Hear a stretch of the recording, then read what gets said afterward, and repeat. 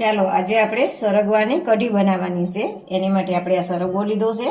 તો આપણે કઢી બનાવવા માટે આપણે 3 સિંગ જ લેવાની છે, પણ આનું મારે જ્યુસ બનાવવાનું છે એટલે હું હારોહાર બધું બાફી લેવાની છે. તો હવે આપણે આને કટિંગ કરી લઈશું. પહેલાં અહીંથી કાઢી નાખીશું. આ રીતે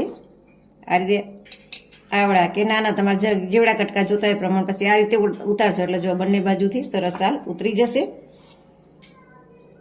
આ રીતે આટલા નાના રાખવા હોય તો પણ રાખી શકો. તે તમારા કટકા તમારી પસંદ પ્રમાણે રાખો છો. આ રીતે આપણે બધી સિંગને કટિંગ કરી લઈશું. હવે આપણે બધી સિંગ આ રીતે સમારી લીધી છે. હવે આપણે આનું થોડુંક મીઠું નાખીશું. એક ગ્લાસ જેટલું આપણે પાણી નાખીશું આમાં. અને આપણે 2 વિસલ થવા દઈશું. આપણો સરગવો થાય છે ત્યાં સુધી આપણે કઢી માટે એક મસાલો બનાવી લઈશું. એના માટે આપણે આ 2 ચમચી ચણાનો લોટ લીધો છે. આપણે 3 વ્યક્તિ માટે બનાવવાનું છે. તો આપણે 3 વાટકી બનાવવાની છે કઢી. તો આપણે 3 વાટકી આ રીતે ભરી અને નાખીશું. પહેલાં આપણે આ લોટ આમાં સરસ મિક્સ કરી લઈશું એટલે ગાંઠા ના રહે. ચાલો આપણો લોટ શાક જોડે સરસ જેવો મિક્સ થઈ ગયો છે. હવે આપણે 1 વાટકી વેળી હતી. હવે આપણે બીજી 2 વાટકી છાશ વેળીશું આમાં.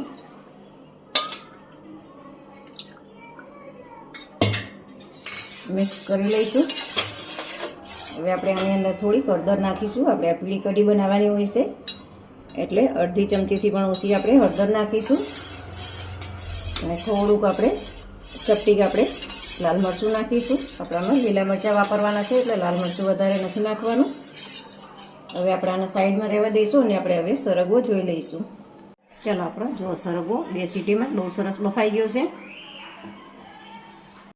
ચાલો હવે આપણે વઘાર કરી લઈશું. એના માટે આપણે 1 મોટી ચમચી જેટલું તેલ નાખીશું અને 1 ચમચી જેટલું આપણે ઘી નાખીશું. તમે એકલા ઘી કે એકલા તેલનું પણ બનાવી શકો છો.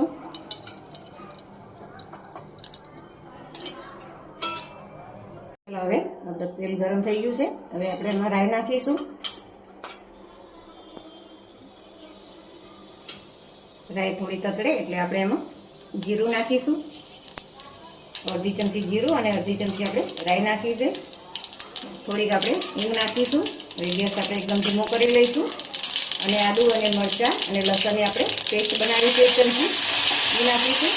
1 લીલું મરચું છે, 4-5 કળી લસણ અને 1 ઇંચ જેટલો આદુનો કટકો હતો એ નાખીશું.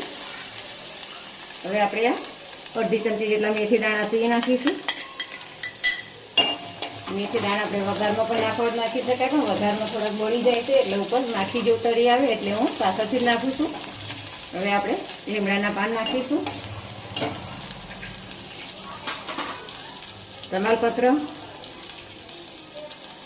2 સૂકા લાલ મરચાં, તજ અને 3 આપણે લવિંગ નાખીશું. બધું આપણે મિક્સ કરી લઈશું. થોડીક વાર આપણે આને સંતરવા દઈશું.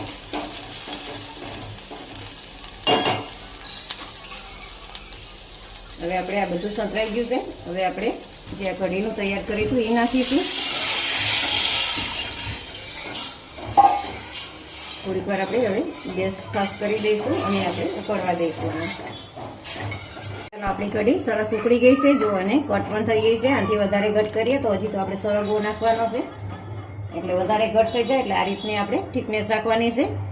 હવે આપણે સ્વાદ પ્રમાણે મીઠું નાખીશું. મીઠું હંમેશા કઢી ઉકળી જાય પછી જ નાખવાનું, નહીં તો કઢી ફાટવાની બીક રહેશે. જો તમારા દહીંની બનાવી હોય તો દહીંની પણ બનાવી શકાય. મેં છાશની બનાવી છે અને છાશ મેં મીડિયમ ખાટી લીધી છે. હવે આપણે ગોળ નાખીશું.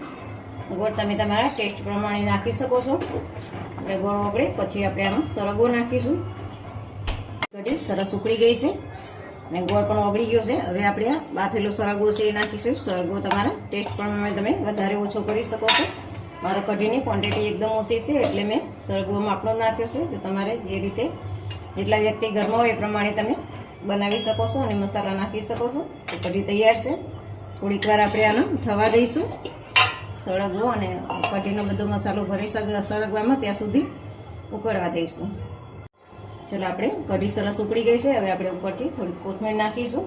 ચલો આપણી કઢી તૈયાર છે.